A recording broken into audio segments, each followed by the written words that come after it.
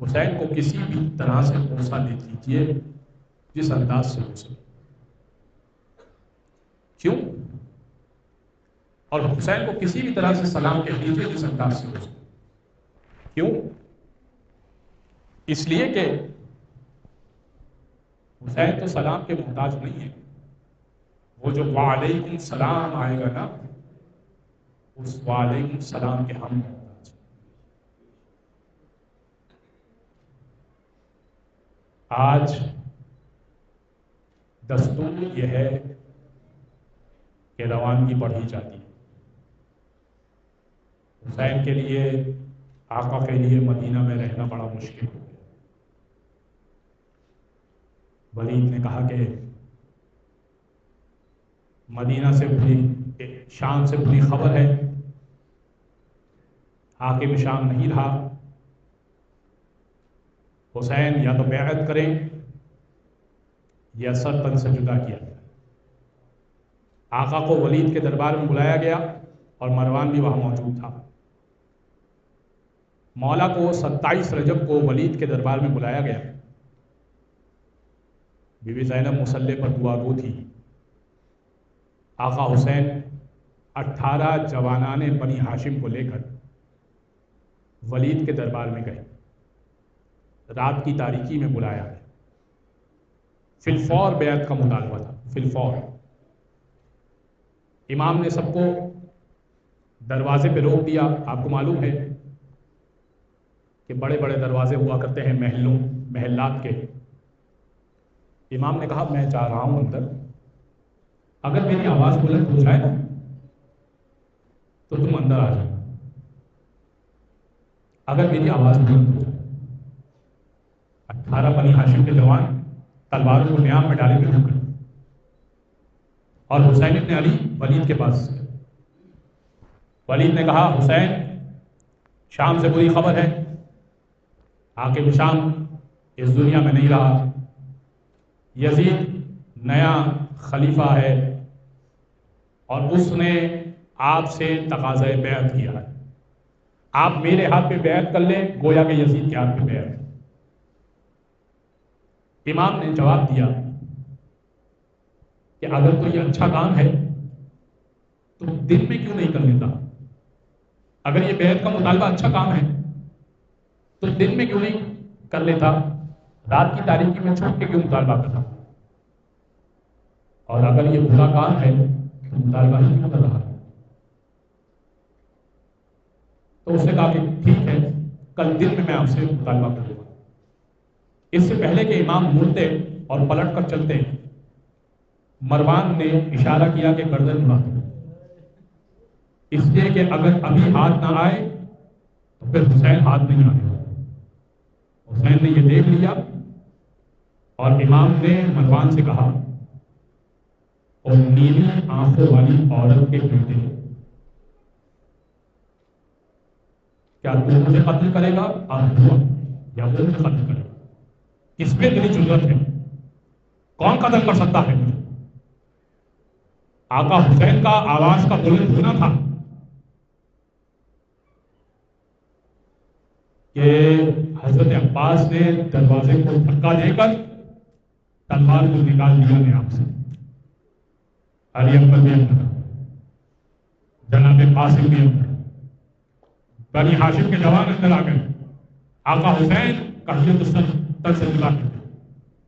امام حسین نے کہا کہ میں خون ایسی نانا کے شوہر میں نہیں چلتا. امام حسین چلے، گھر آئے، ایک فہرست حضرت عباس کو دی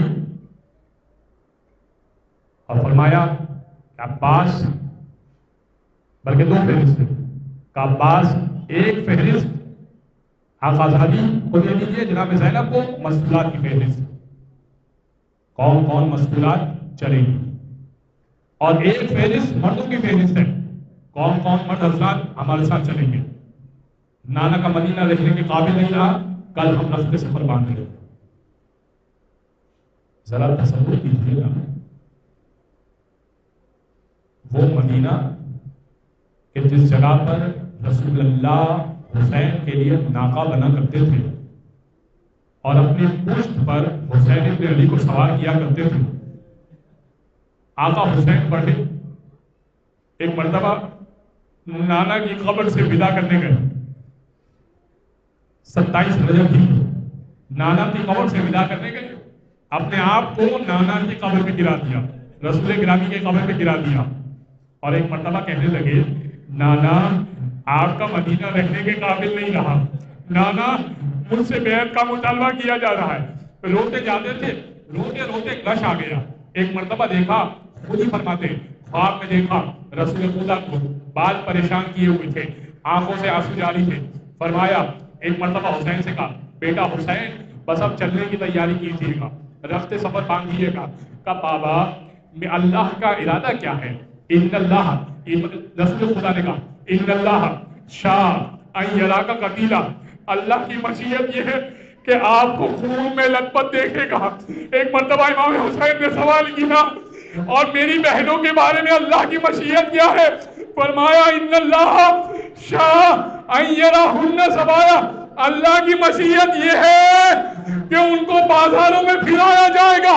ایک مرتبہ امام حسین اٹھے اور اب بھائی کی قبر سے ودا کیا. ارے روایت کہتی ہے جب نانا کی قبر پہ گئے تھے ایسا لگتا تھا کوئی شہزادہ جا رہا ہے.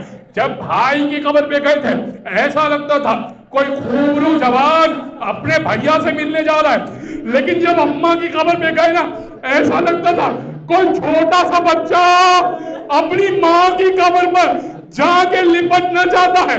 ماں کی قبر پر گرے, کہنے لگے, اماں اپنی قبر میں مجھے لے لو. اماں مدینہ رہنے کے قابل نہیں رہا. بس ایک مرتبہ تمام قبروں سے ودا کیا, اور اب آئے مسجد بچھائی.